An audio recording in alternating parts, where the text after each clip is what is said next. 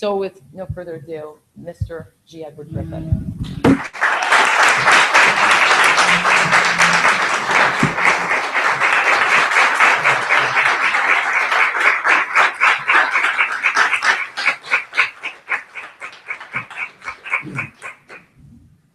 Thank you so much, Annalisa. Thank you, ladies and gentlemen. I am so blown away, really. I'm trying to keep my cool, like sitting there like, oh, this is nice. I came very close to breaking out in tears a couple of times during the comments here. This room is so filled with energy and passion and truth and justice. It's just, I just want to come a part of the scene because I never dreamed that I could be a part of this movement. And before I get started on this, I would be terribly remiss if I didn't acknowledge some people here that have gone way beyond the call of duty to put this whole thing together. Everybody gives me credit for it, and I deserve very little of it, except I had an idea, that's all. But there are people, especially in this room, that put that idea into action. And Annalisa is certainly at the top of that list. This, I can tell you, this meeting would not occur without her. It just wouldn't have happened. I often dreamed about doing it, but you need somebody to come and kick you in the pants once in a while and get you moving. And this young lady showed up.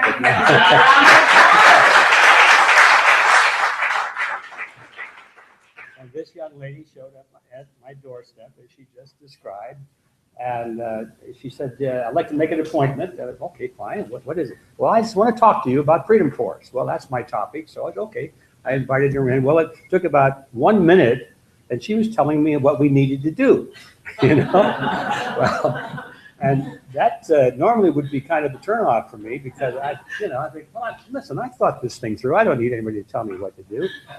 But her ideas were good. I got to thinking, I think she's right. And that's hard for an old guy to do.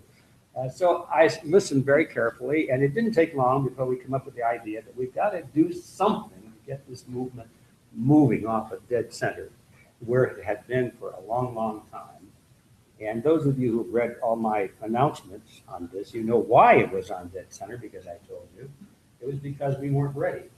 And I had just come to the conclusion of some substantial changes in the structure of Freedom Force when Annalisa showed up. So it was the combination of some long incubation going on with certain ideas and the perfect timing of this dynamic woman showing up and saying, come on, let's do something, So that is why this all happened, because I said, okay, let's go down to my office annex, which is coffee, tea, and bean, or whatever the thing is called. And we started to pencil out the things that needed to be done. And that was only about, 6 weeks ago or so. So here we are, and thank you, Anna. And she's a total volunteer on all of this. She's donated so much of her time and her talent and her experience. So I thank you very much.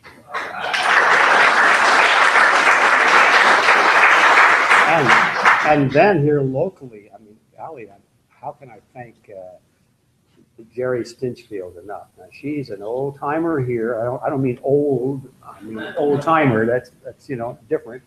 And if it weren't for Jerry, we wouldn't know anybody locally. We wouldn't have known where to go to put on the venue here. We needed her guidance and advice and her introductions to local people. So you've all met Jerry. She's the delegate here. And Jerry, thank you so much for what you've done.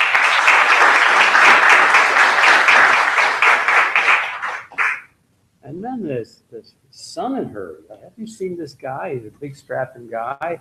He's just, I thought, well, he's going to give me some muscle, some brute force. I need that too. But this guy's loaded with ideas, and he's read all of the stuff. He's got the ideology down 100%, and he's thinking all the time of how we implement this and strategize that. He's a genius, actually, and he has donated his body and his brain to this movement totally. As somebody said earlier, it's for the rest of your life. And Jason Stinchfield has done that. And fortunately, the rest of his life is a lot longer than some of us here. So we get a lot more of that activity from him. And Jason has shown up at the weirdest hours and he's said, well, I'm here. Can I lift heavy boxes or can I do whatever you want? Hand out papers or, he helped with he painted this thing and, everything. He's everywhere. You talk about me being everywhere. Jason is everywhere at once. So, and Jason, thank you so much where you are. And then finally, Chris Kopak back there running the streaming video. He's a genius. I don't know how to do this stuff. He walks me through it. Says, "Well, if you can get this thing loaded on your website, give me the code. Tell me what to do, and I'll do it." So he's put this together. I have been at a lot of meetings, and I'm sure you have too, where they've had streaming video going, except for one problem: it never works. I can't think of any meeting except, well, there were a couple where they had big expensive operations, big crew from Hollywood or something. But, normal meetings like we go to, we got streaming media. Oh, yeah? Yeah, where is it? Well, it's not working. Well, we'll work on it next time. It's actually working, I think, and that's all thanks to Chris. And he runs a shop here. You probably have seen it. It's called the Parts Oven. He's one of these geniuses that does 3D modeling, creates parts out of 3D printing and so forth. And you can make absolutely anything. I saw something in his shop the other day where it was a device with moving cogs and multiple parts, and it was all made at the same time. It wasn't assembled. It was all made at one time with moving parts. I mean, where are we going? I mean, with technology, it's amazing, and Chris is on top of it all. So thank you, Chris. And of course, every one of you deserves acknowledgement and recognition and thanks. I know some of you have come from long distances, like, Thani here and Yvonne, come 2 days traveling just to get here, across the big pond, and others. We have people here from Canada, as you all know each other, and people that come from Florida, and I thought it was a big deal just to come from Thousand Oaks. But so anyway, all of you have come and made a sacrifice of your time and your energy, and I cannot tell you how much I appreciate it. We are going to do great things here, and I was so impressed by the level of not only knowledge. I mean, things that were said here, some of them were very, very deep and revealed to me a really deep understanding of the problem we face. But not only was there this level of knowledge and this grasp of the situation, but there was such purity of purpose and such passion that I just know this thing is going to work. So thank you all for that. And now we'll get on to my part. Now, we are running late, as usual. Have you ever been to a meeting that didn't run late? I don't think I have. So anyway, we'll do the best we can to catch up. Did we get an extension, Annalisa? Did we get an extension at 1? That's why I have. Yeah, at 1. At 1. The time is late, so yes. All right. Well, I think I can get through this. Fortunately, this is not a formal presentation. So I can sort of skip around it. It's more like a conversation, I think. I didn't really put this together till last night, but it's always been buzzing around inside of my head. So I'm going to have no trouble with the topic. I just may have trouble getting it organized in a way that will make it easier to assemble the pieces. I wish we had one of Chris's parts machines so we could construct a presentation like that, just dial it in. But anyway, here we go. You saw by the program that I had labeled this part of the program, Operation Liftoff, which you all know is the shorthand description of the phase that Freedom Force is in right now. Liftoff meaning that we've been on the pad for quite a while, and some people have become very discouraged over the years because we didn't lift off sooner. But I want to emphasize something I said in one of my announcements, maybe the first one. It's very important. I knew that we must not lift off. We could have launched forward and just said, okay, we're gonna set up a board of directors and we're gonna have bylaws and all that sort of thing. But I knew that it had no rudder. There was no way to keep the organization true. And we're going to be talking about what that means shortly, keeping an organization true. True to what? True to its principles. Most organizations don't have principles. How could you expect them to be true to their principles? They just don't have them because they're hard. It's hard to get everybody on the same page on principles. And that's too bad, but it's necessary. It may mean that an organization has fewer members, but it means that the members it does have are in unison and they're all on the same page. And unfortunately, in many groups that I've been familiar with over the years, it seemed to be that the leadership was more concerned with numbers than results.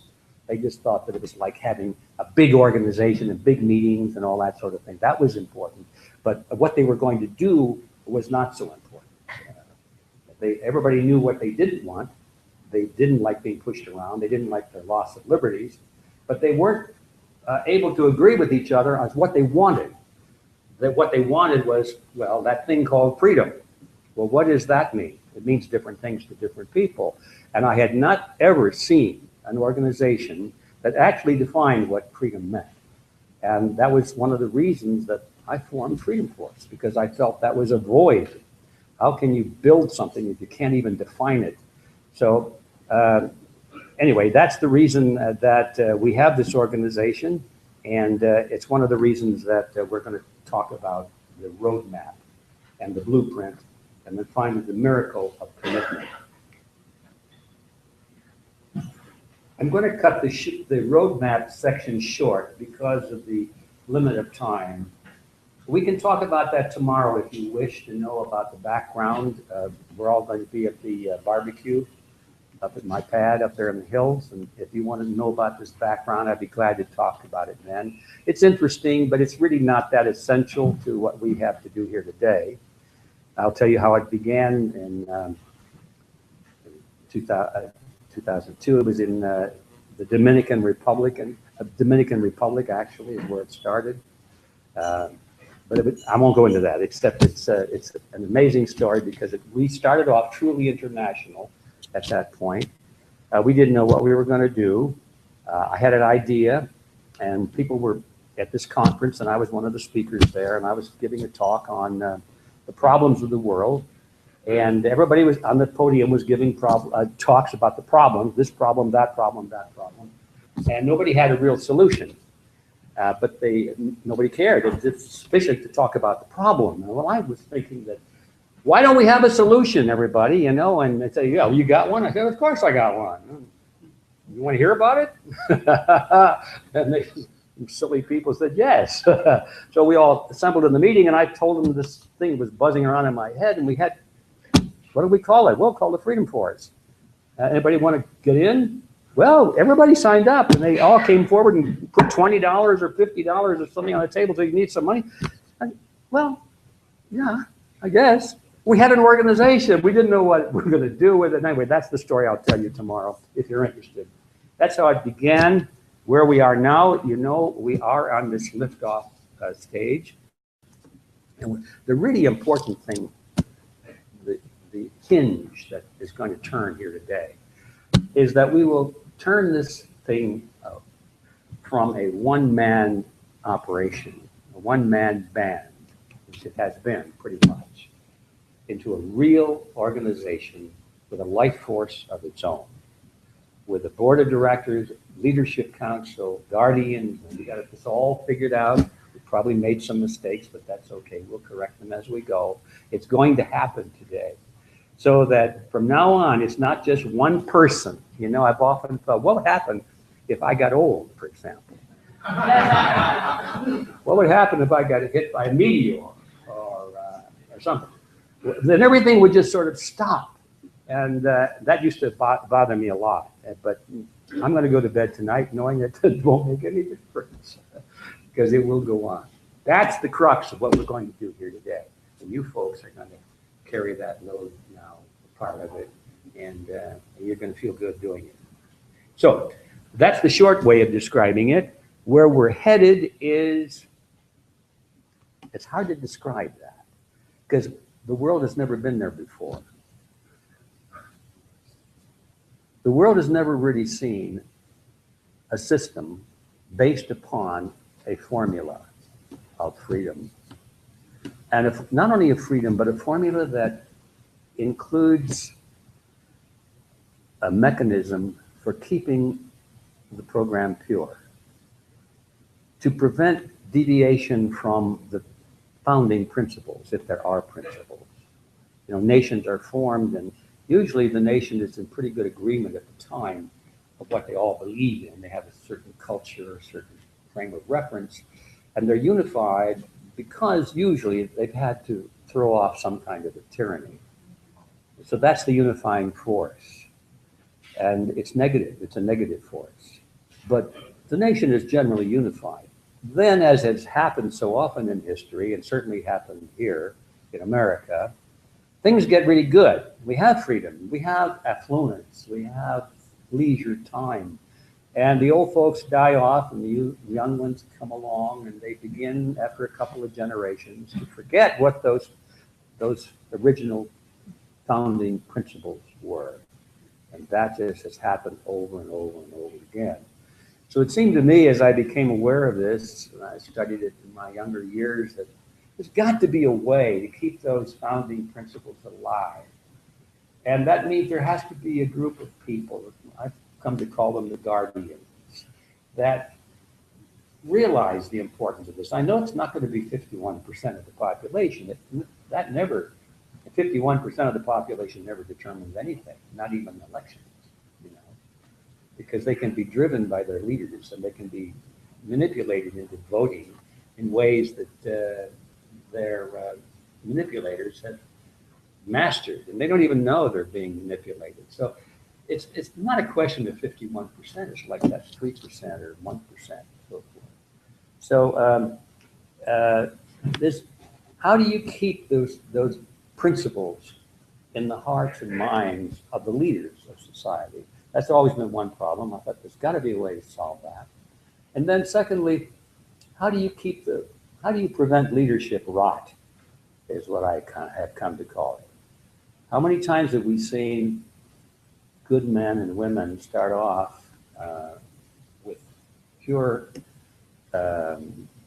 desires, pure instincts, pure motives, but they become corrupted by money, power, blackmail, maybe just degradation of morality, whatever, and they become corrupted. We've seen it over and over again, haven't we?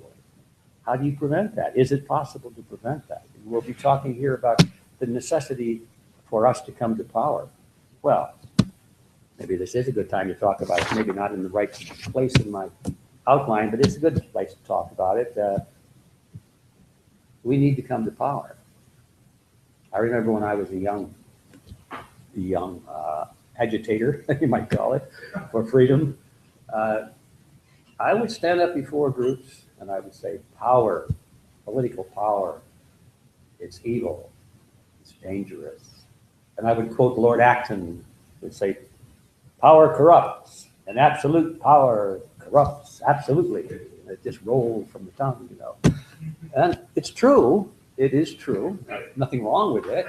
But what the problem was the conclusion you come to having said that and having recognized that it is true. The conclusion I and many others had come to was that therefore we must reject power. If it's dangerous and it has the potential to corrupt, therefore we must reject it. Those are two thoughts. They're not joined together at all, but they were in my mind, and they still are in the minds of a lot of people today. So I would preach against power. Our goal is to eliminate power, you know. It's because you can't live with it. It's like a dangerous rattlesnake. Well, it is kind of like a dangerous rattlesnake, but you can live with dangerous rattlesnakes. In fact, I do up there. And guns are dangerous, aren't they? Guns are very dangerous. People can get killed with guns. Accidents happen with guns. Oh, it's a terrible thing. Guns should be outlawed, right? The only thing more dangerous than having guns is not having guns. Okay. So there's the analogy, and I finally got that all straightened out in my mind. Yeah, power is dangerous. It's corrupting. The only thing more dangerous than political power is not having any. And so there is the change in my awareness that happened some years ago, is that we had to have power, or you can't overcome existing power unless you have equal or greater power. It's as simple as that, and our enemies know that.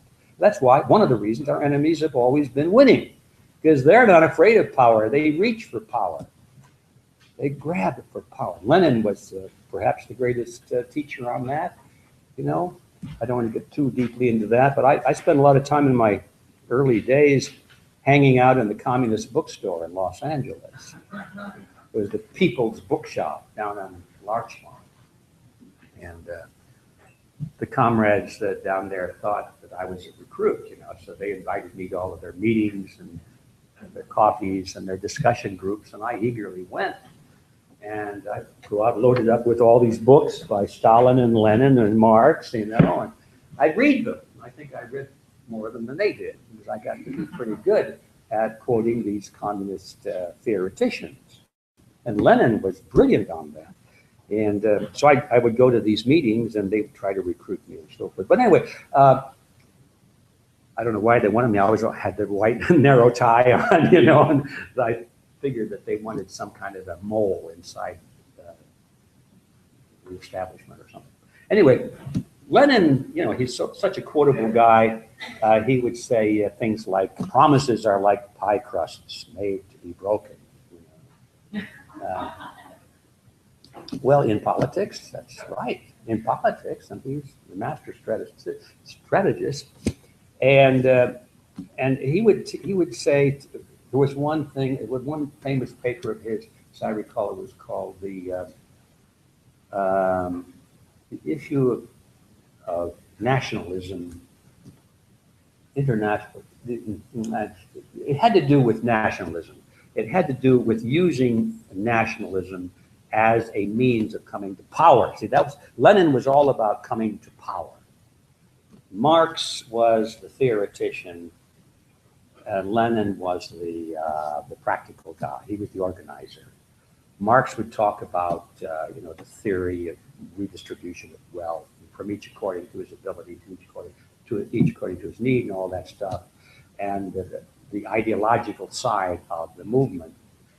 But by the time Lenin came along, he said, forget all that stuff. It's good. Yeah, we all believe that. But now let's talk about how we come to power. We'll never come to power quoting Marxism, he would say.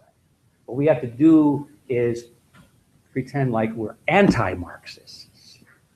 We must tell the people that we are anti-communist and we hate communism. So they will follow us, and they will get us into positions of responsibility and authority and power. Once we're in power, he would say, then we win. So we tell them, well, we changed our minds. Promises are like pie crusts made to be broken. You see, the whole idea is once you're in power, the debate ends, because if somebody wants to debate you, you shoot them. You've got the police and the military. You're in power. You win. And I knew all of that, but I never lined it up with our movement until one night I was thinking about that. And literally, and this is the truth, it was about 3 or 4 o'clock in the morning, and I guess I was thinking about it in my dreams or subliminally, and I sat up and I was thinking, oh, that's right, we reject power. We lose. It's as simple as that. So then coming to that harsh reality and having to change my head around, I said, okay, we have to have power, so now we better figure out a way to prevent that power from subverting and corrupting our own leaders, including ourselves, if we should get into a position like that. And I've spent a lot of my life since then debating in my own mind and thinking about how we can do that. I knew that the partial answer was provided by Jefferson after the Constitution had been ratified. A friend of his, who was a doctor, sent him a letter, and in the letter, the doctor says, "Well, Mr. Jefferson, now that we have the republic, and you have all of these representatives going into positions in this new government, how can we be sure that only good men get into positions of power? Only good men. How do we keep only good men from getting into power? That's the issue, isn't it?" And Jefferson's response, if you've read this, I don't know if you came across this, but it was brilliant. It was almost, you could hear the anger right off of the printed page or the handwritten page. He said, "Speak to me not of good men. Rather, let us bind men down with the chains of the Constitution." And there it was in general form. He would say, "You think only good men are going to go into politics or into government? Dope. Duh. No. All the crooks are going to try and get in there because government is a magnet for the predator class." Jefferson knew that. People don't think about it that way today. That's why are all the crooks in government? Because government, and we'll come to that in a minute, is a magnet for the predator class. And so Jefferson was saying, no, if you think you're going to have a government without evil men, only good men, you're not really in keeping with reality. He said, rather we should design methods in a constitution, we should all agree to these methods to prevent evil men from doing evil. Don't give them the power for them to do evil. Don't give them the power. So I knew that was the general outline, or I thought that was it. I thought Jefferson was right. But how do we do that? It's easier said than done, isn't it? Well, I finally think we have the secret to it. I don't say that in a boastful way at all. I just think that what I finally came to the conclusion of, it was so simple. It was there staring us all in the face. It's right there. Part of the answer is that you have to have an idea of what is the limit of state power, first of all. The real question, or the real problem with this issue is that even those of us who talk about the republic, even those of us that talk about limited government, we get it all mixed up in our brain. How many times have you, and I know me also, have I said, we want limited government? Yeah. What an oxymoron that is. Limited government? Like limited pregnancy or something like that? What is the purpose of government? To govern. Anybody here want to be governed? No. I don't know. I haven't met anybody that wanted to be governed.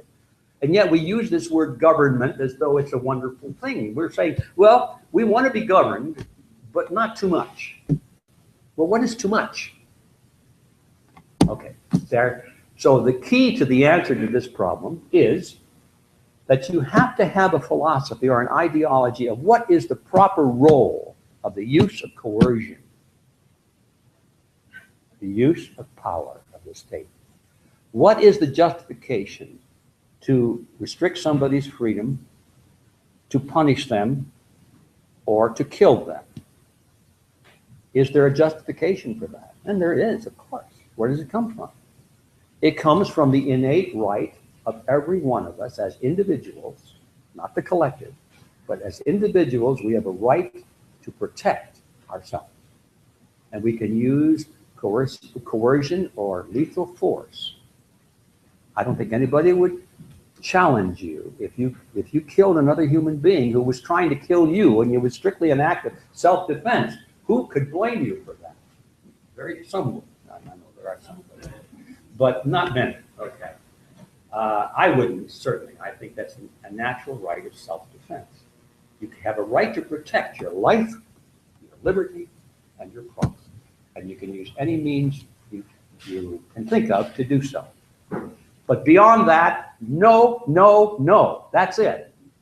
And so once we get this gyroscope in our mind spinning fast enough that the only justification for the use of lethal force is defensive, not aggressive, but defensive, to defend our lives, liberty, and property, and then if that's the only justification we have for using force or coercion, then that's the only justification we can give to an elected representative, because his power comes from us. So if we cannot use force against our neighbor to force him to close his shop on Sunday, for example, then we can't delegate that power to an elected representative who can say, well, now that I'm elected, I can pass a law and force you to close your shop on Sunday, or whatever, to turn off your lights at 9:30, or to use a fluorescent bulb instead of an incandescent bulb, or whatever it is. We get this idea that it's a good thing for you to do. If we can't force you to do it as an individual, then we cannot delegate that same authority or that power to an elected group. And therein, as simple as that concept is, therein lies the key to how, or at least half of how, we keep good men in office, by rejecting the magnet that attracts the evildoers, as Mr. Bush would say. The evildoers are attracted to this unlimited power. They can now, they're a bunch of crooks in their own minds, right? And they know that they want to steal and manipulate from other people, but if they do that, they're probably going to go to jail or might get beat up or might get shot by somebody. Who knows? But now they can go get elected and they can do the same thing, and they're big heroes and they get fat paychecks and drive around in limousines for it and so forth. So that's the magnet that attracts the predator class. If we take that magnet away and we have a firm belief of what we believe in as the proper function of the state. Now notice I say state, not government. That was the one change I had to make when I drafted the first part, the Creed of Freedom in the beginning. I used the word government. I made the same mistake that the Founding Fathers did.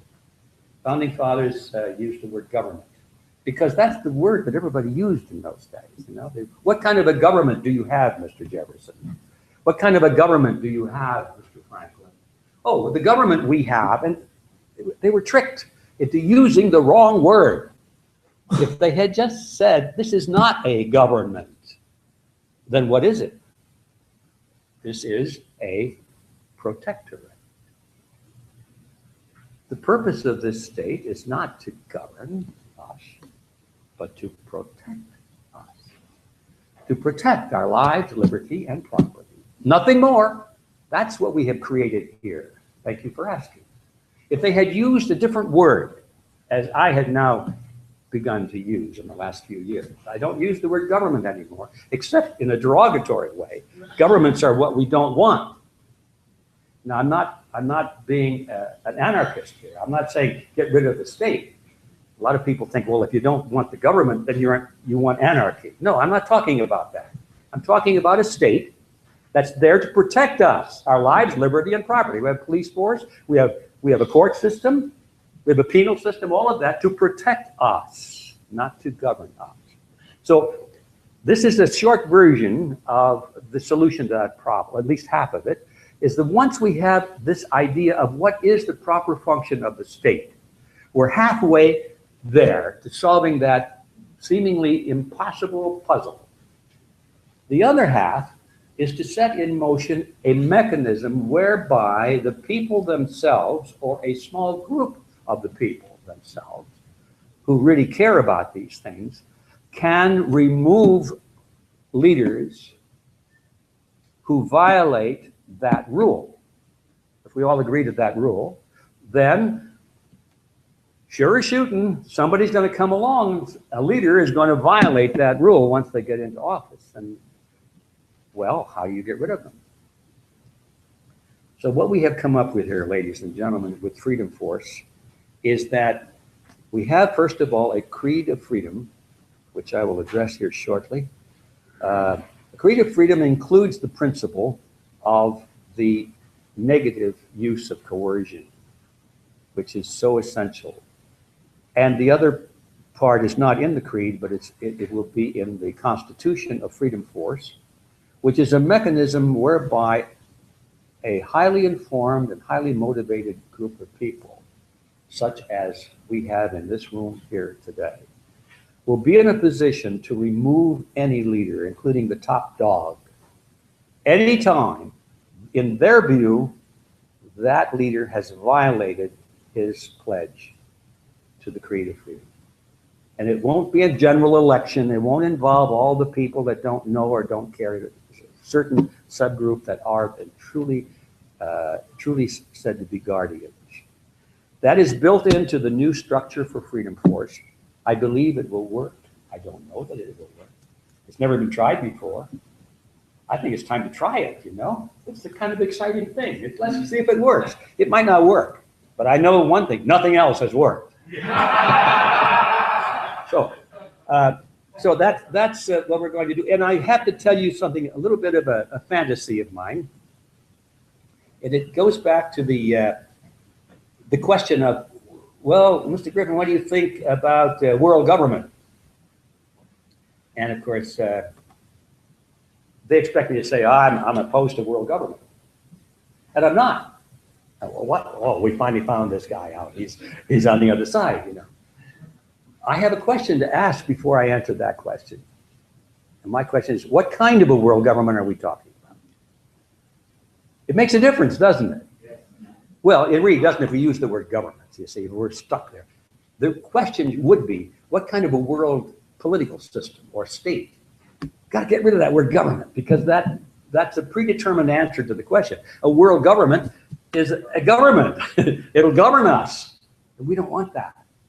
So if we had a world state or a world constitution, a world political body that was based on the principles of freedom and the principle that the state should not use coercion except in defense of life, liberty, and property, and that's it, I think it'd be a hot dog thing if it was international. The bigger the better, as long as that magnet is not there to attract the predator class. So now my fantasy is that the Constitution of Freedom Force that has been in the making and will be finalized here very shortly will become more or less like a template for political constitutions at any level, city level, county level, national level, international level, because it will involve the principles of the removal of that coercive power for positive purposes. Positive, most people think, oh, if it's positive, that's good. No, it's not necessarily good. If you grab hold of a positive wire and you're standing in water, it's not good, you know. Positive has different meanings. And so nobody wants to say, well, I'm opposed to positive force, because it sounds like you're going to be a negative personality. No, positive in this sense means aggressive, the use of force to accomplish something other than defensive. In other words, you want to make things different in society. You want to distribute wealth. You want to provide jobs, education, Medicare, housing, you know, euthanasia, whatever you decide is good for society, you're going to use this coercive power aggressively rather than defensively. So that's what I'm talking about when I say we want to be negative rather than positive.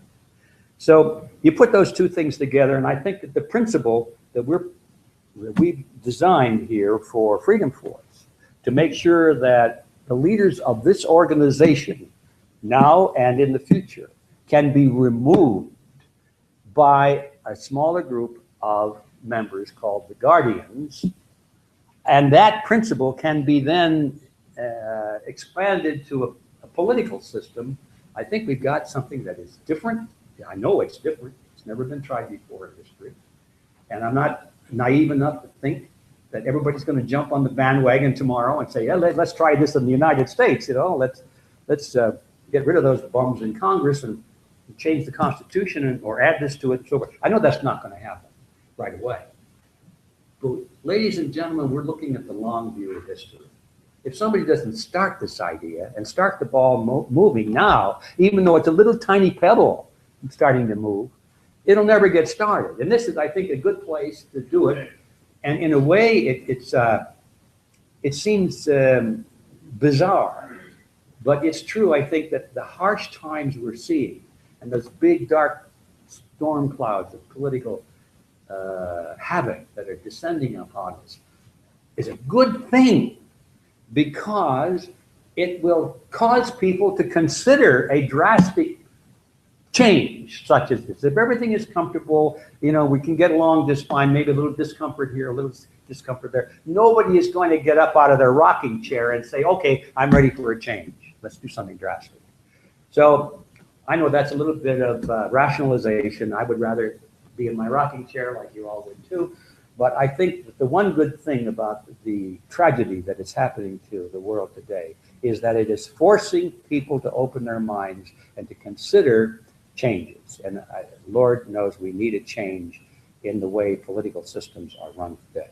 So the bottom line of all that is that I'm hoping that our Constitution, it'll be called Constitution rather than bylaws, but they're essentially the same thing. You know, they're just the rules that an organization follows. I think that hopefully they will become a template for political systems as well. Now, I've just been talking off the top of my head. I haven't even been looking at my outline, but let me see where that plops us. Oh yes, I gave you a couple of charts. Let's start with this chart here. You see it says Freedom Force in the center and all these PCs around and figures. What is that all about?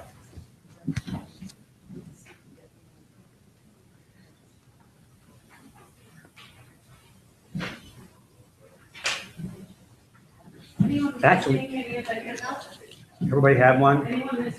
Yeah.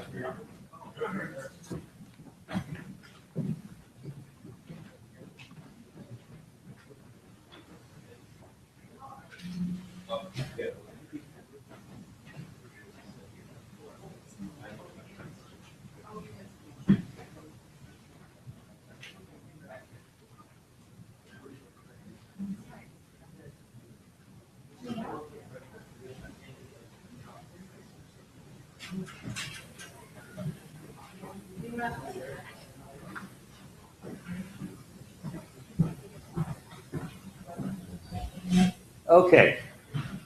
Actually, this brings us to the second part of in my presentation, which falls under the heading of blueprint. You've seen that on the outline. I'm supposed to be talking about some kind of a blueprint. Well, I have been talking about a blueprint a little bit, but now let's get down to specifics. The specifics are, what is unique about Freedom Force? One of the problems I have had all this time is that people would come into the organization and they like the idea of us being different from all other organizations because they're fed up and burned by other organizational activities, and they know that nothing is happening or nothing enough is happening. So they want us to be different. But then when they come in, they want us to do exactly the same as every other organization does. And say, well, how come we're not out there with placards, you know, and demonstrating, you know, in favor of something or opposed to something? How come we don't have letter writing campaigns and all that sort of thing? And then I have to sort of, well, slow down a little bit. There are plenty of good organizations doing that, and they need to be doing that, but that's not our role. We're not going to be just another one of an activist organization. I mean, there's plenty of room for more, but that's not our role.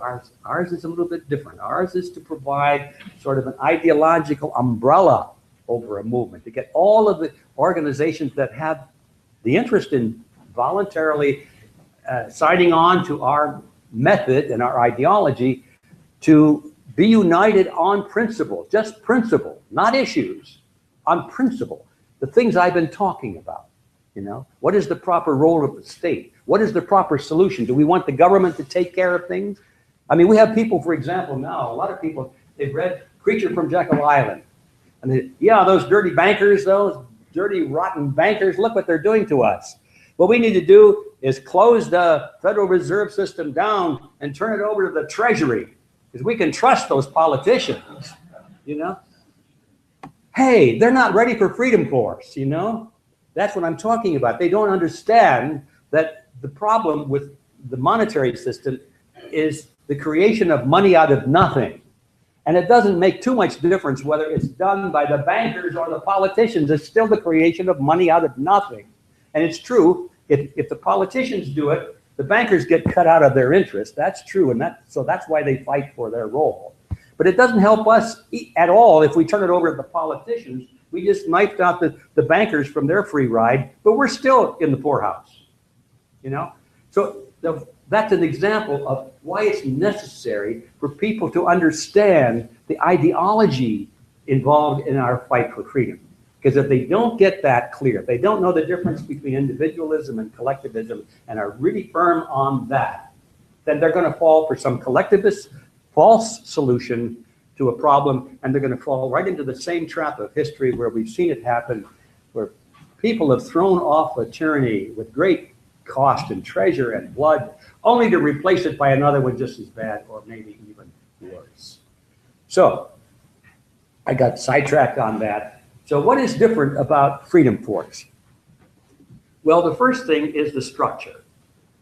You probably, if you've seen that video that has been up on the internet about freedom force, where I start off by saying fasten your seat belts, you know, all that fun, and put up your tray tables. It's going to be a very bumpy ride. In that one, I talked about the holographic nature of freedom force. Does anybody not know what I'm talking about here? Or are you all familiar with it? Who is not familiar with the holographic? Okay, not familiar, just only one. Well, Edward, okay, for you, I'll make. Maybe with what you were talking about, that particular analogy, the casting the seat belts of paper, I never saw that. Okay, well, I'll just make it very clear, because I think for the purpose of our video and everything, this probably should be stated. There are different kinds of organizational structures. The most common one is the pyramidal form, where you've got the leadership at the top, and then the management in the middle, and then the rank and file at the bottom does all the work. And that's the typical organization for the corporation, certainly a military organization. And it happens to be the same type of organization that most patriotic groups adopt, just because it's the common one, and it seems like there's no other choice for them. And there are many problems with that kind of a structure.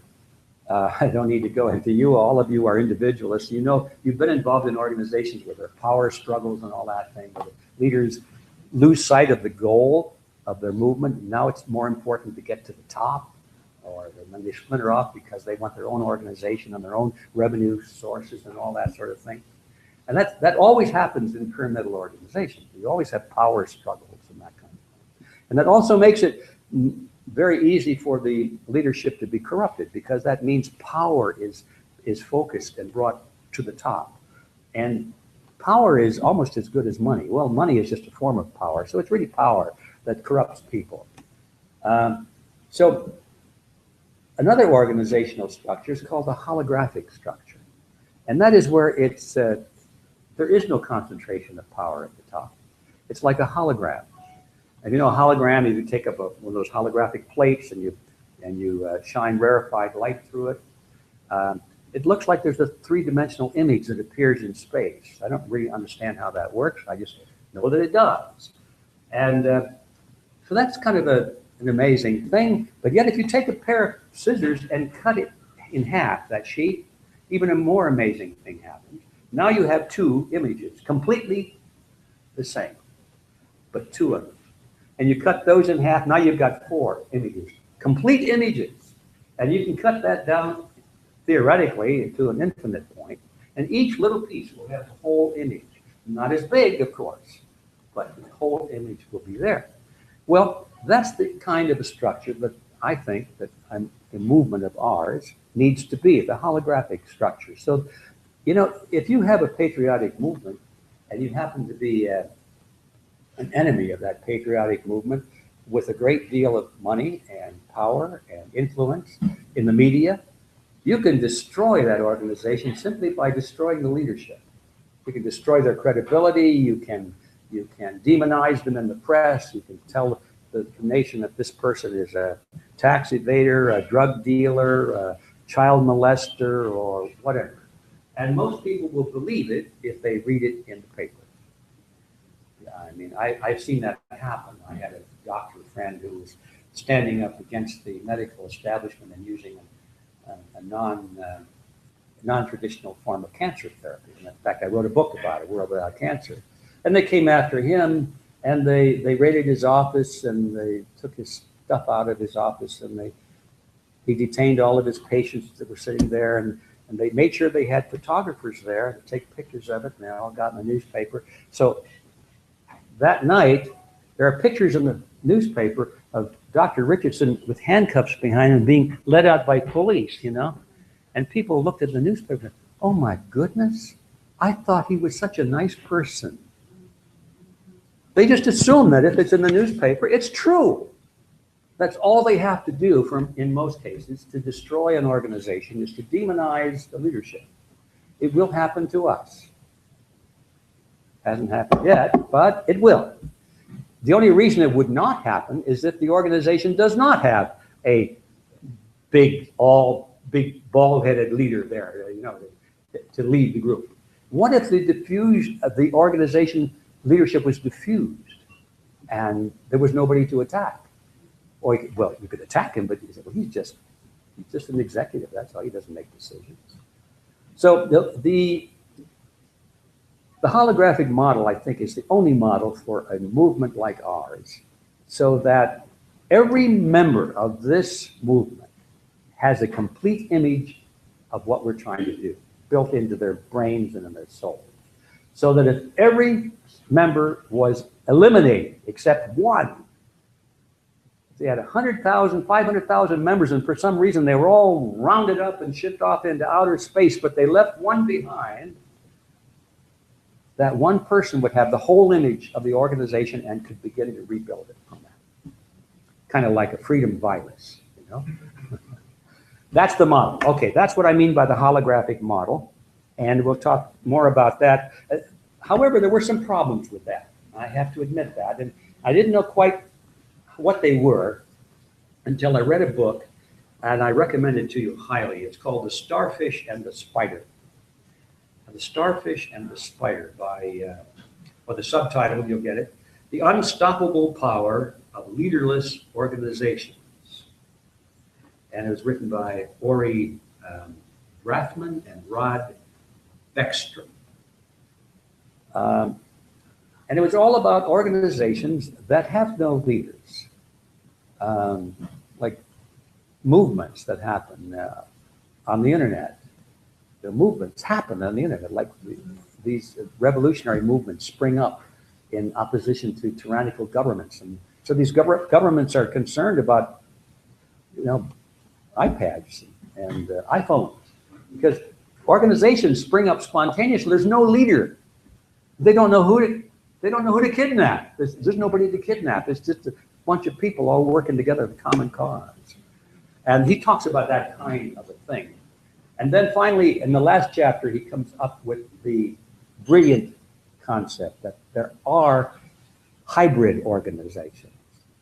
There is a need, and he mentions, you know, some of those in the commercial world, where it's not enough just to have uncontrolled, random action of people interacting with each other, because they don't last.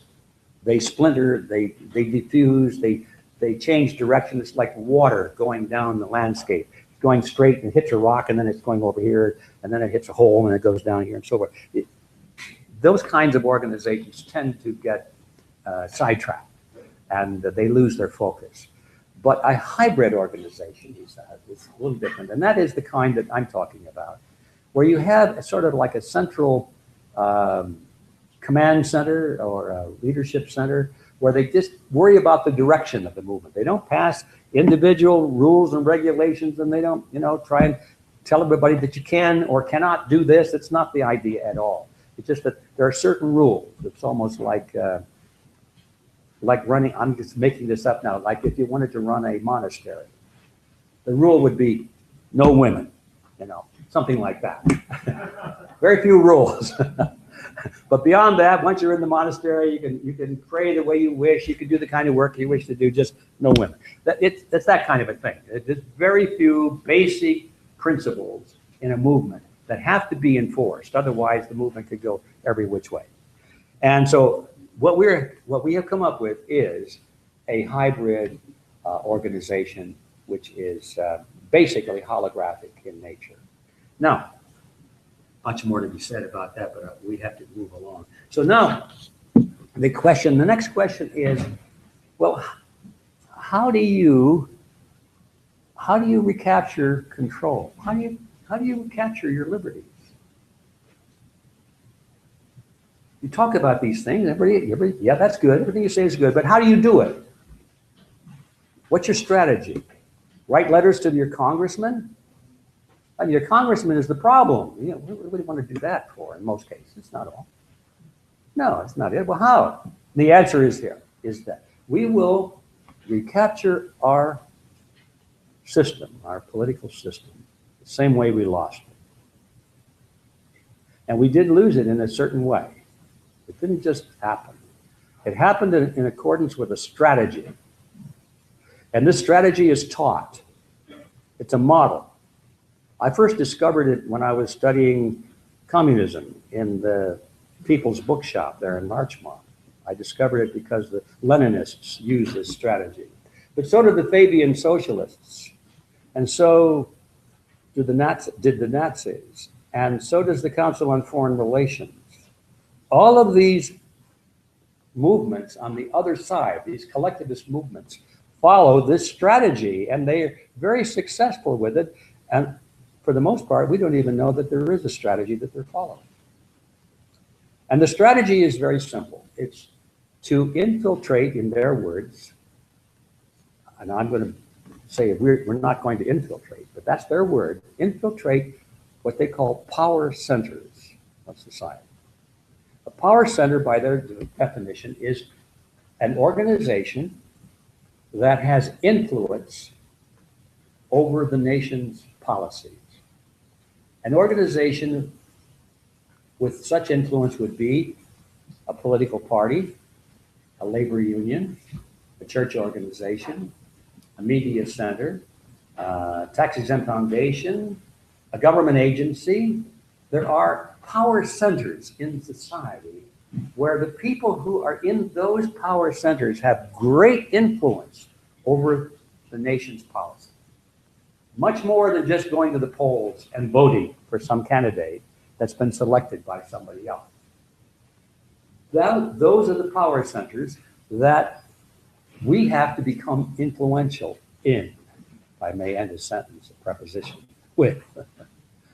And so they talk about how you become influential in these power centers, and they focus on that. Educational systems, schools, for example, boards of directors, large corporations. And so you take an organization like the Council on Foreign Relations today, and I'm sure everybody in this room is very familiar with that. This is the model that they have used so successfully ever since Edward Mandell House moved into the White House during the Wilson administration. Because Edward Mandell House, in conjunction with J.P. Morgan, were the ones that founded the Council on Foreign Relations at that time. And as we know, the Council on Foreign Relations is not an activist organization. They don't carry placards. They don't demonstrate for or against anything. They don't lobby. They don't do anything except provide a network of like-minded people with the understanding that those people must become active at the highest levels of the power centers of society. And if you look at that membership list, which is about 4,000 members, you will find nobody on there that isn't influential in a power center of society. You look at the highest levels of government position, all the government agencies, CIA, Defense Department, State Department, President, Senate, all of the committees, they're loaded with members of the Council on Foreign Relations. The great universities. actors even, yes, actors, yeah, artists, but not just creative actors and artists, but the ones that are in charge of artists and creative movie organizations. See, they're always involved in organizations because the goal is to lead the people of the nation. And I learned this lesson when I was a boy.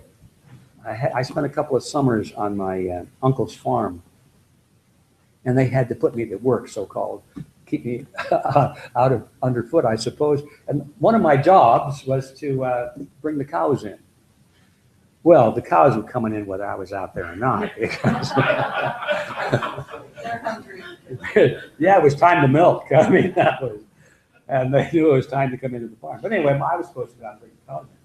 And I noticed that there was always one lead cow, the same cow, every time. There was a red cow with a patch on the side. I thought, oh, that's the lead cow. Well, one day the lead cow got an infection in the ear, and they kept it in the barn for the veterinarian to work on. And that day, when I went out to get the cows, the lead cow was already in the barn. And the other cows didn't know what to do. There was no lead cow there. And they were moo, moo, they were walking around in circles. And finally, one other, Bessie, moved forward, started to lead. And they all followed this second cow. And it was the same second cow 3 or 4 days in a row. They selected somehow another leader, in other words. And until the original leader returned, and we had a vice leader, so to speak. And I watched that and I thought, my gosh, I think people are like that, aren't they? And they certainly are when you think about it. You go into any cocktail party, and you're going to notice there's one person that's dominant in that party. Maybe somebody comes in that's equally dominant. Now you have an interesting situation for a little bit while they vie for dominance. Usually one person rises to the top in the cocktail party. And if they don't, and if there's conflict, well, it gets to be interesting. But anyway, people are like that. So our enemies know that. They know that people follow leaders. They know that we come together in organizations, and that's where we find our leaders. So I'm belaboring this point. It's so simple that our enemies have used this policy of populating the leadership roles of the power centers of society with their people. And they study this tactic. They have textbooks on it. They have classes on it. And we wonder, what's happening? How did this happen? We don't realize that we've been under attack, almost like a military attack with strategies, and we don't know what's happening. So there you have it. The answer is we take back these power centers of society the same way we lost them. And that's by putting people in there, not just who are going in to take them over, but who have a genuine interest and a reason for being in those organizations. And they want to see that those organizations are following the ideology or the policies that they support. Now, how many of us say, oh, I don't want to go into politics. You know, that I hate politicians. They're all a bunch of slime bags. Don't catch me getting my hands dirty like that. How easy we make it. We don't show up for the fight. We don't show up for the battle. Of course, we're losing the war. There are strategies and tactics. I'm going to take a few moments to tell you about one of the most interesting experiences of my life. It was the 1960s. I was reading a textbook, a communist textbook, about something called the Squad Diamond tactic. Squad Diamond tactic was a tactic whereby, the comrades said, you can go into a meeting with 60 or 100 people, typical meeting, a small local group. And if you have 4 people, you can dominate that meeting using the Squad Diamond tactic. Now, really, what is this all about? So here it is. The Squad Diamond is named after a military formation. Those of you who've been in the infantry, you know that when the platoon goes through hostile territory, they're carrying their weapons like this. You don't go in a straight line or a phalanx because it's so easy for snipers to know where the next person is. They get one, and then the other one is right in front of it or next to it.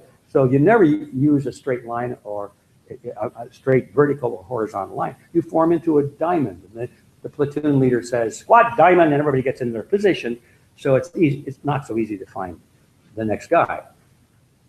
So the squad diamond tactic is when you go to a meeting that you want to dominate in some way, maybe you want to get somebody nominated to a position, or you want to heckle a speaker, or what, maybe you just want to break up the meeting and they list all the things you can do with the squad diamond.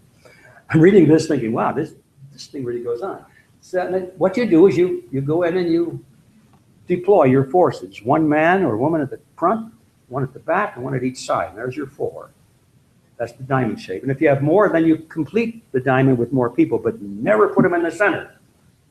The idea is that the people on the perimeter will start whatever action you decide, and it will force all the people in the middle to have to turn their heads and look around and say, oh, and they feel surrounded. It's a psychological thing. And that's the whole, this is the training that they do. Make the people feel that they are in the minority, even though they're in the majority, yes. So I thought, well, this is interesting. Maybe we'll try this. So we tried it. I got a notice that there was a meeting to be held, I think it was a Thursday night, at the Young Democrats Club in a little, well, it was, yeah, Young Democrats Club. Well, but the meeting was to honor the speaker, the fellow by the name of, let's see, I wrote his, yeah. Oh, Frank Wilkinson, that was his name, yeah, Frank Wilkinson. Now that doesn't mean anything to you probably, but back in the days when the Communist Party USA was full bore trying to discredit the House Committee on Un-American Activities and the Senate Internal Security Subcommittee, the 2 committees that were investigating communist infiltration in the United States, the Communist Party naturally had to discredit them, and they were doing a good job by saying, well, they were un-American because they were, you know, questioning people's political beliefs and ruining their reputation, and they were a bunch of McCarthyites, and that was the general line that they were using, and most Americans were buying into that. So that was Frank Wilkinson's mission. He was a very professorial type. You listened to him speak and watched him, and you would swear he was a professor at some local university. And he spoke very soft-spokenly, and he used sesquipedalian words, you know, that, what does that mean, and so forth. Very intellectual type of guy. But we knew who Frank Wilkinson was. He was a known member of the Communist Party in Southern California. He was, in fact, on their leadership group. He was the man in charge of their security division, which that was the division in charge of playing rough. That's where they intimidated people and would do physical things with people. That was the security division, they called it. And he was in charge of that. He was also in charge of, he was the man that went to all of the college universities and spoke against the House Committee on Un-American Activities and the the Senate Security Subcommittee. And he was very good at his job. I had heard him speak once before, and it almost made me want to jump up and say, yeah, down with the Un-American Activities Committee, because he was good. But I knew who he was and what his mission was, and so did everybody in my group. So we decided that we would go to this meeting and see what fun we could have with Frank Wilkinson. Now, he was at the top of his class in what he did, so we knew we were up against professionals. So we went, and we thought we had 6 people. Turned out we had 4 that showed up, and I was there as one of the 4. But it said in the manual 4 was enough, so in we went. So I took my position on the side. I remember it well, it was the right side, and somebody on the left side, and we had our 4 positions. And so Frank Wilkinson gave his dissertation about how un-American it was to question communist activity in America. And so when he was all done, are there any questions? Well, that was our moment. I jumped up. So I have a question, Mr. Wilkinson. Oh, yes, what is it? According to this report I'm reading here, that there was a member of the Communist Party in Los Angeles that says that they attended Communist Party meetings with you. Is this true, sir? And he turned red. He said, you're just exactly the kind of McCarthyite, the kind of person I'm talking about. You're bringing, questioning my loyalty, my Americanism, and so forth. You're the very kind of person I'm talking about. And everybody looked at me like I was a piece of dirt. I thought, oh, this is not going well. But the show had just begun.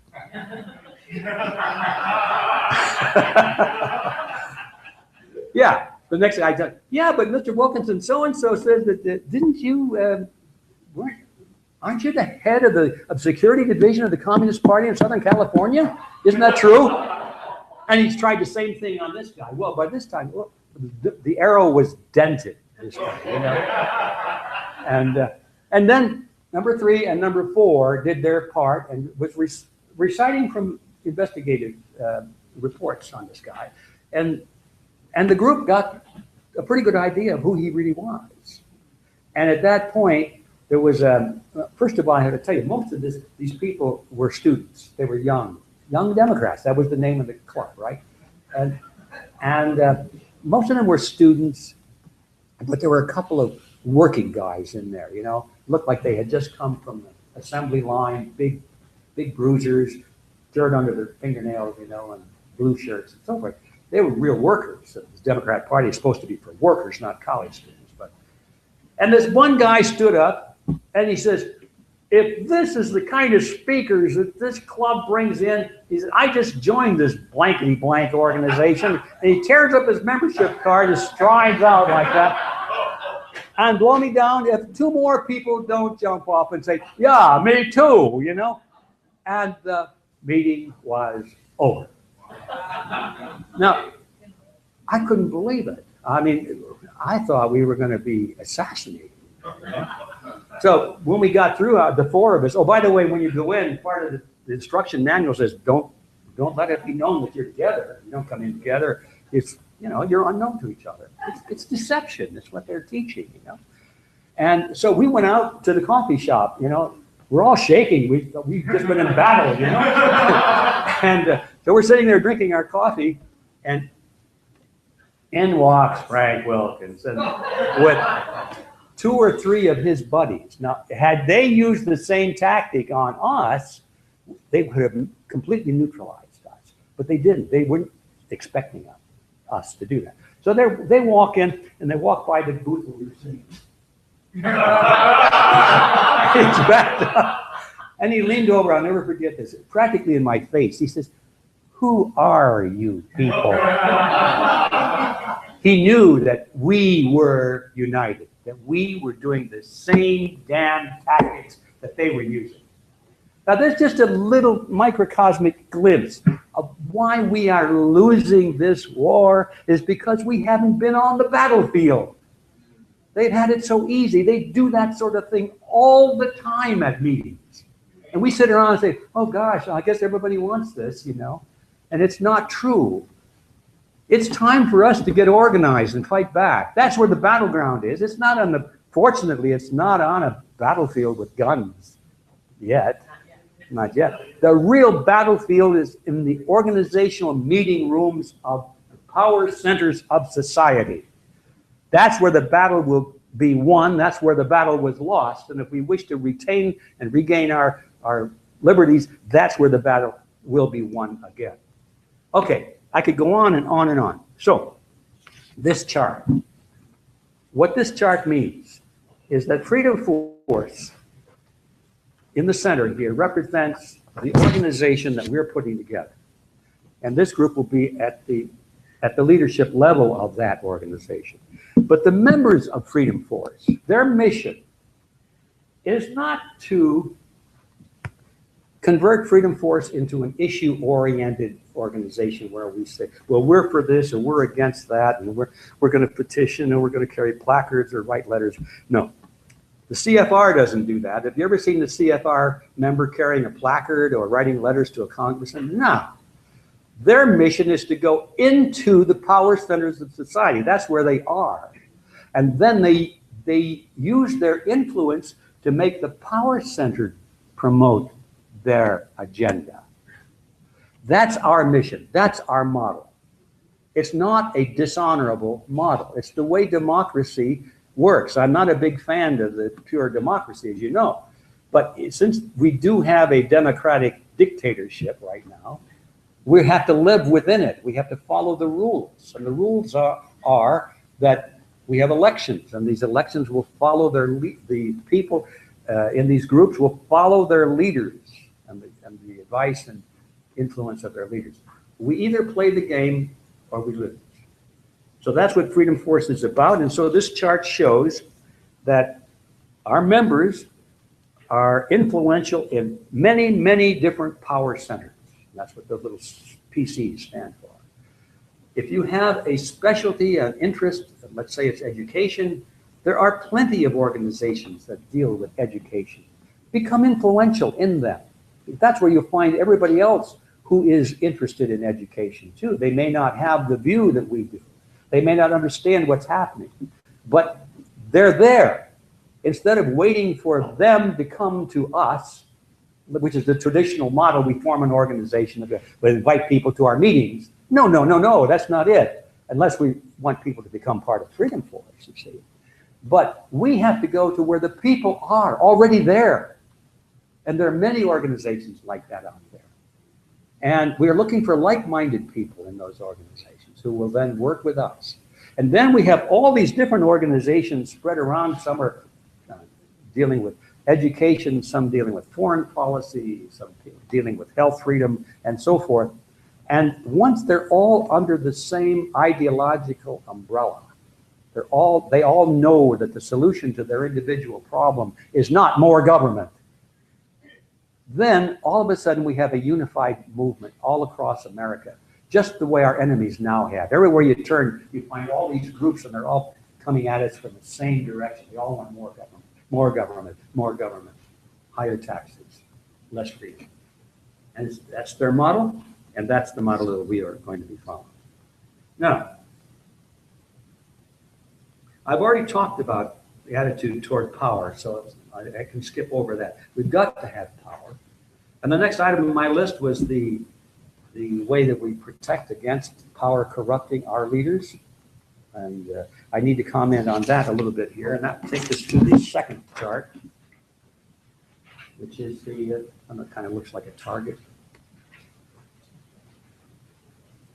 And it simply shows the structure of the organization with the certified members on the outer ring.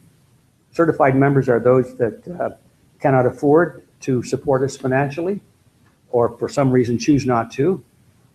We welcome anybody in Freedom Force, but it has been said several times here, we do need the funding in order to make it work. But those who cannot afford it, they're certainly welcome.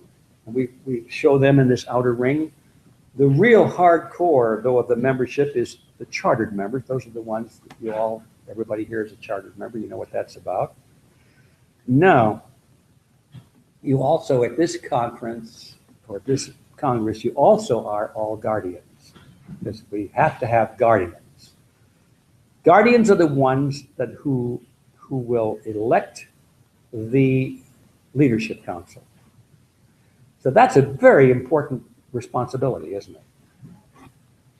Now, it's not for the membership at large to elect the leadership council, because we may have members who are not very well informed. They just have a feeling that they want to support us, and they do, and they come in and participate in this project or that project, but they really don't understand or care to understand the deeper issues of collectivism versus individualism and the necessity of diffused power and the holographic structure, and they go to sleep on you when you start talking about that. But they're certainly welcome in our organization if they'll help us move toward our goals.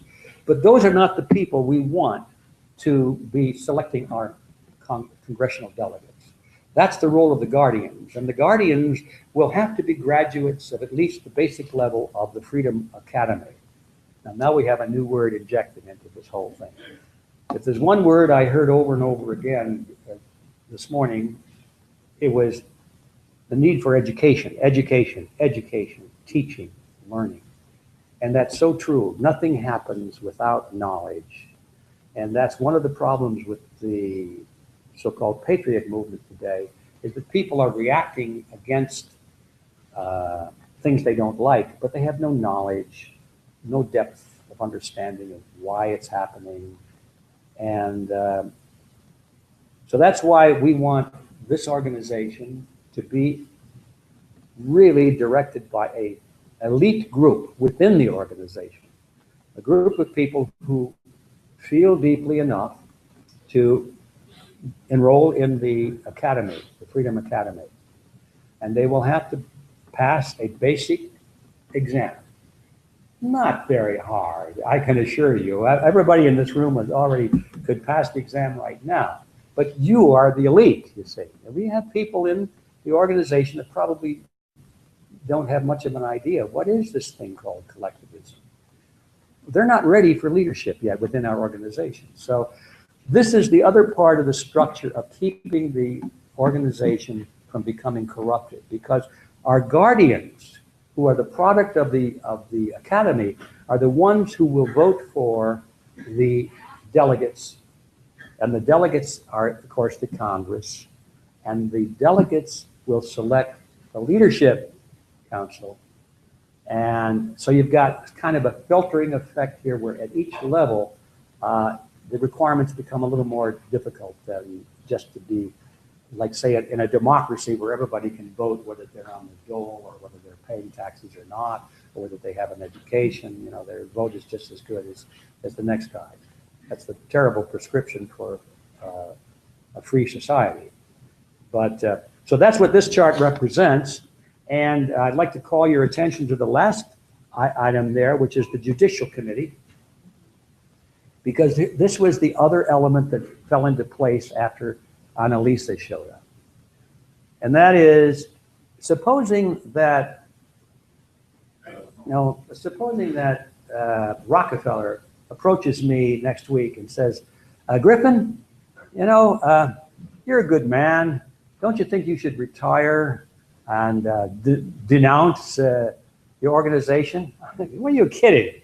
I wouldn't do that. He said, well, how about $20 million? Well,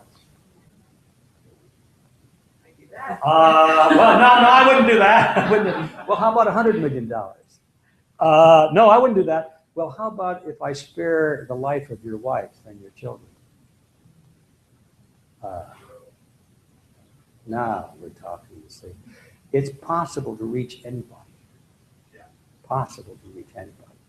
So what happens then?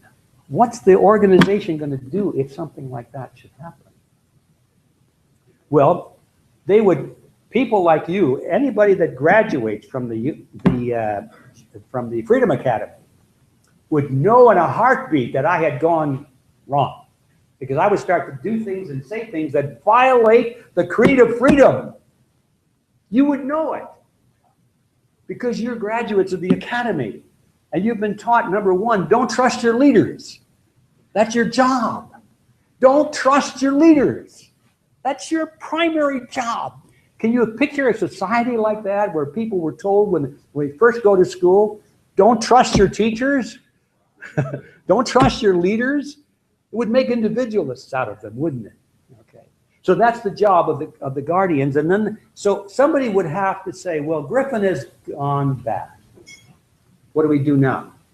The bylaws or the Constitution say that if there are 3 guardians that feel the same way, then the mechanism goes into motion and a judicial committee will be appointed.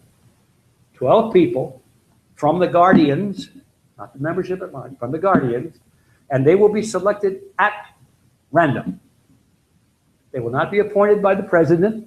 Griffin won't have any choice in who gets to investigate him, like they do now in government. You know, they have these special investigative committees appointed by the crooks. So the computer random generated selection of 12 people.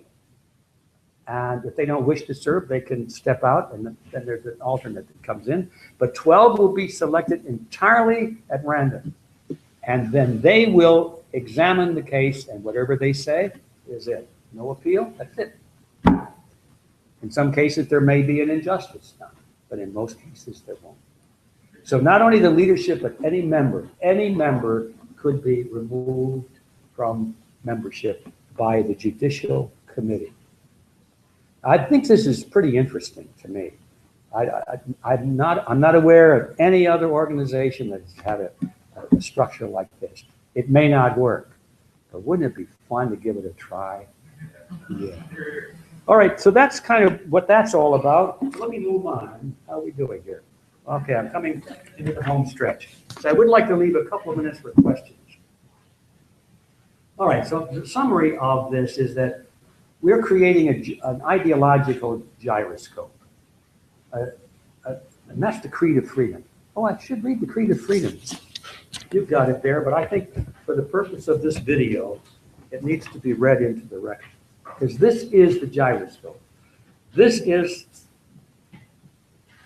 the thing that binds us all together. And I have to say in all candor, if there's anyone here that cannot feel that this is right, then you don't belong here. We have to be all on the same page.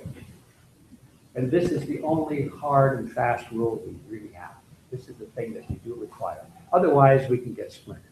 This is what protects us from being infiltrated and keeps us from being diverted in some way down the line.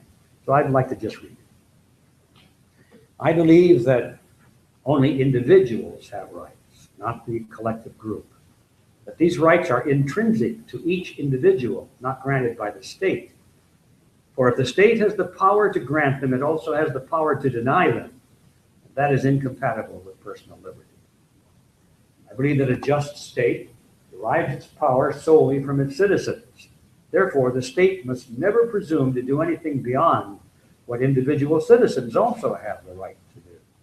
Otherwise, the state is a power unto itself and becomes the master instead of the servant of society. I believe that one of the greatest threats to freedom is to allow any group, no matter its numeric superiority, to deny the rights of the minority, and that one of the primary functions of a just state is to protect each individual from the greed and passion of the majority. I believe that desirable social and economic objectives are better achieved by voluntary action than by coercion of law. I believe that social tranquility and brotherhood are better achieved by tolerance, persuasion, and the power of good example than by coercion of law. I believe that those in need are better served by charity, which is the giving of one's own money, than by welfare, which is the giving of other people's money through coercion of law. I believe that all citizens should be equal under law, regardless of their national origin, race, religion, gender, education, economic status, lifestyle, or political opinion. Likewise, no class should be given preferential treatment regardless of the merit or popularity of its cause. To favor one class over another is not equality under law. I believe that the human instinct for private property is a positive force because it provides an incentive for production, which is necessary for the material support of mankind. It justly rewards those who use resources wisely and punishes those who abuse them. Those without property must depend on others for survival, and those who depend on the state must serve the state. Therefore, private property is a human right, essential for prosperity, justice, and freedom. I believe in freedom to accept or reject any currency or other forms of money based entirely upon my personal judgment of its value, because a monopoly over the issuance of money is necessary for inflation and other forms of legalized plunder of the common man. I believe that the proper role of the state is negative, not positive, defensive, not aggressive. It is to protect, not to provide.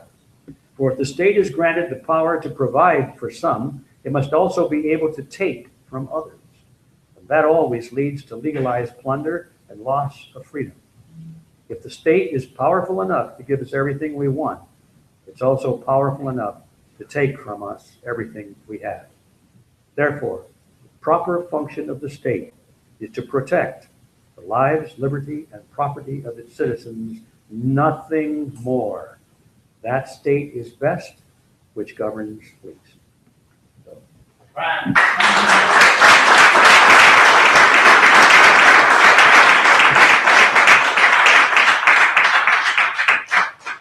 poured my life into that thing, but I have to tell you what you already know is I stole it from all the great thinkers of history. No, there are no new original ideas in there, really. Maybe the one on money. Maybe the one on money. I actually stole that from Ron Paul, come to think of it. So.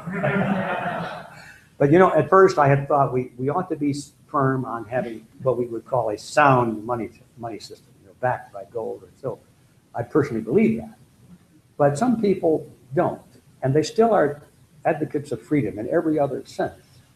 And it occurred to me after reading Ron Paul's bill of freedom of choice and money or whatever it is, that's a better solution. Why should we say that this has to be this way? As long as I've got my freedom to choose, you can make your wrong decision if you wish, as long as I have the freedom to make a right decision. So that's why that got revised. Well, thank you for that. That's our creed of freedom. That's our gyroscope. And if we do our job, it'll be the same, hopefully 100 or 500 or 1,000 years from now, because principles don't change. People change, times change, technology changes, but principles involving human interaction do not change. So now I'd like to close off with this business about the miracle of commitment. In fact, it's more about the glory of boldness and the miracle of commitment. And I think a good way to begin that is with a quotation from, Johann Wolfgang von Goethe, you know, the guy that wrote Faust and so many other great literary pieces, great German literature key figure from the end of the 18th century, the beginning of the 19th century. And he said, on this theme, he said so many things that really ring a bell. Here's one. He says, "Rest not. Life is sweeping by. Go and dare before you die. Something mighty and sublime leave behind to conquer time." Ooh. Can't you just see that? Leaving something behind. Not just us. Not just our kids, somebody said, or our grandkids. It's something for everybody that we're creating here. And then, you know, he goes on. He says, "Dream no small dreams, for they have no power to move the hearts of men." So true. I mean, what we are talking about here has the power to move the hearts of men. And that's what gives us the unstoppable power. Yes, we're up against those with great wealth, with more money than you can imagine. In fact, they make the bloody stuff. So how can you beat that? They make the money. Impossible to beat it, right? No. We have something more powerful. We have the passion of leaving something behind. The big dream, no small dream. This is what captures and motivates men. If you have to pay men, of course you can get them to do almost anything, but they have no enthusiasm for it. We have volunteers here. We have people paying big money to be here to waste their time thinking about these things. You don't have to pay people when you've got an idea whose time has come. And so I had to tell you this story. One more thing along this line. Stand by, I want to show you something.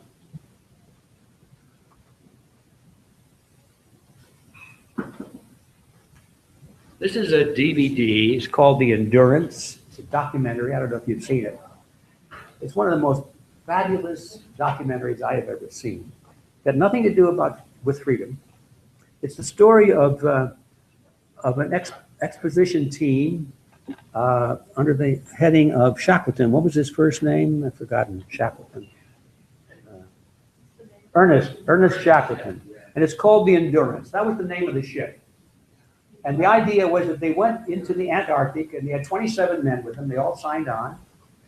And they were going to explore the perimeter of the actual landmass in the Antarctic. And they got delayed. They got out of the port about a week later than they had intended. And they got stuck in the ice. Not only did they get stuck in the ice, but the ice crushed the ship. And there was so much footage in here they had a cameraman with them. And they actually took video, not film, I should say, of the crushing of the ship. And you can see the thing and it goes down, and the sea or the ice just swallows the ship. And they're left on this floating piece of ice on the Antarctic, and nobody knows they're there. They didn't have a radio. They were thought to be lost. They were there for 18 months in the Antarctic. And they had 2 lifeboats that they saved from the ship. And they were lugging these things with ropes up over the ice. And they were hoping to find the other edge of the ice pack. They didn't know it, but it was swirling. They were walking one way and it was swirling back the other. Anyway, they were stuck there down in the Antarctic for 18 months. And they came to the point of desperation. They said, we have to do something. We cannot stay here. We'll all die. And you see the parallel right away. We have to do something. And no matter how hopeless it seems, they got in their boats and they went to another drift of ice that wasn't turning. But then they couldn't stay there. So finally, after about a year of this, and they're eating blubber from seals and whatever they can find, and going crazy, by the way, from scurvy. A couple of these guys were actually going crazy, malnutrition. We have to do something, he said. So Shackleton and his navigator and 2 other men got on one of the lifeboats. They stole pieces from the other lifeboat to make the one as seaworthy as possible. And they set out into the sea, in the Antarctic Sea, with nothing but a sextant. And they were headed for an island which they knew was probably, I'm going to guess the numbers now, maybe 600 miles away, long distance away. A little island that had a whaling station on it and a human being and a little station where they had supplies for whalers in that area. And that was their ticket home. If they could get to that island, a little dot out in the middle of the Antarctic Ocean with the waves blowing and the clouds storming most of the time, they couldn't even see the stars. They found the island. They hit it. Bingo, right on. They were in that boat for weeks. The problems just began then. Here they found the island. You'd think that, oh, they're home free. Nope. The island has a big mountain on it, and they're on the wrong side. The whaling station is on the other side. There's no way to get around. Their boat by this time is all shattered. Nothing but jagged rocks and ice all the way. They had to go over the mountain. They didn't know what the mountain looked like, how steep it was. There were no trails, of course. No human had ever been on that mountain before.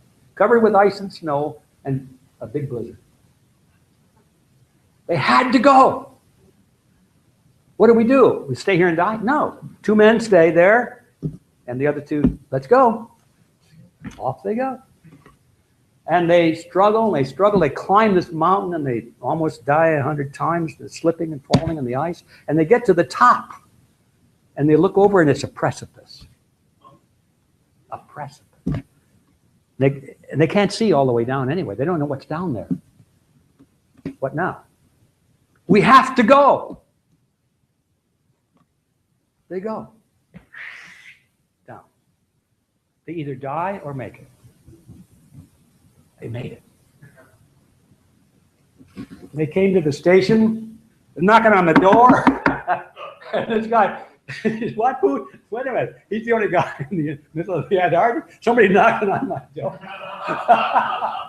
It's a fabulous story. And I just choked up when I think about it because this is our story. We have to do something. I don't care what the odds are. Let's do it. And that leads me to this final quotation from Goethe. He said it so well. He said, about commitment. He said, until one is committed, there is hesitancy, the chance to draw back, always ineffectiveness. Concerning all acts of initiative and creation, there is one elementary truth, the ignorance of which kills countless ideas and splendid plans. That the moment one definitely commits oneself, then providence moves too. All sorts of things occur to help one that would never otherwise have occurred. A whole stream of events issues from that decision, raising in one's favor all manner of unforeseen incidences, meetings, and material assistance, which no man could have dreamed would have come his way. Whatever you can do or dream you can, begin it. Boldness has genius, power, and magic. Begin it now. Thank you.